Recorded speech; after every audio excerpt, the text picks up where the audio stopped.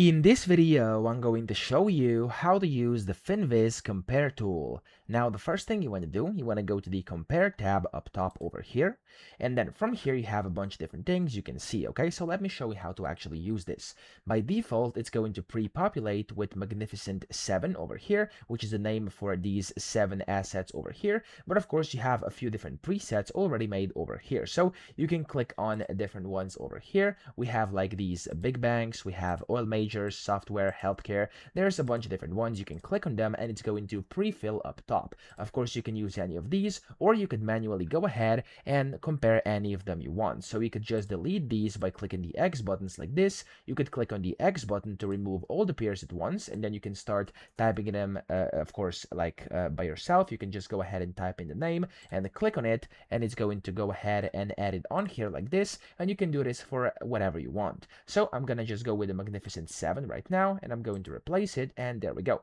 Now from here you can track a bunch of different things. You can track performance. So if you track performance over here, you'll be able to set different time periods down here, or of course you could just go and select custom dates over here on these calendars as well. And you can see if you kind of hover over a specific one, in this legend up top, it's going to show you and highlight only the specific one, and it's going to gray out the others, so you can basically go into kind of a focus mode. Okay, you could also scroll up and down with your mouse wheel. So if you scroll up, it's going to zoom in like this, but if you scroll down, it's going to zoom out like this, okay, which is quite convenient if you want to see like different charts and kind of different time periods as well. Okay, you could also go and use the click of your mouse button, so you can click and drag towards the right, and it's going to basically show you kind of the more frequent, or not frequent but recent data. Or if you go towards the left, it's going to show you older data as well, okay, which is quite amazing. So that's kind of the basic functions of the performance tab. Now you could go to this returns tab as well, and in here you can see returns. You can check monthly performance. You could go and select the months over here as well. You have the calendar too, and then in here you can see either the heat map by monthly or heat map by annual, or you could also go and select relative, which is a new feature, as you can see over here, again monthly or annual. Now you can also hover over a specific one over here, and as you can see, it's going to give you kind of the highlights and all the data you need to know when you hover over it, which is also quite amazing.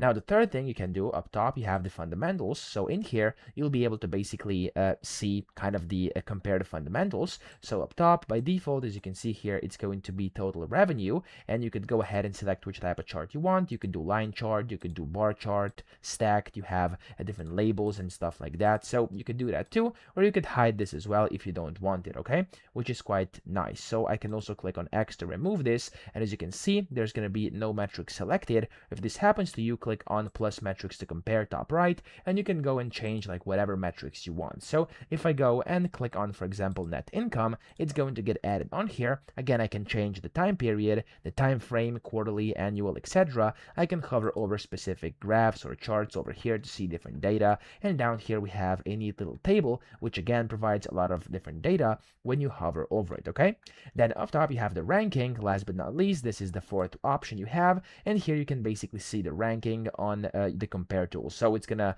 rank it by, as you can see here, things like price and a change, and then the 52-week high and low, target price, etc. Okay, there's a bunch of different things. If you scroll down, as you can see, there's pretty much endless things you can analyze on here inside Finviz compare tool. Okay, so you also have the settings top right, where if you want to change any of them, you can go ahead and show or hide specific things if you want to show them or not on your chart over here. Okay, so that's essentially all you have to know to use the compare tool on Finviz. I hope this video helped you out. If it did, please subscribe to the channel and help me out as well.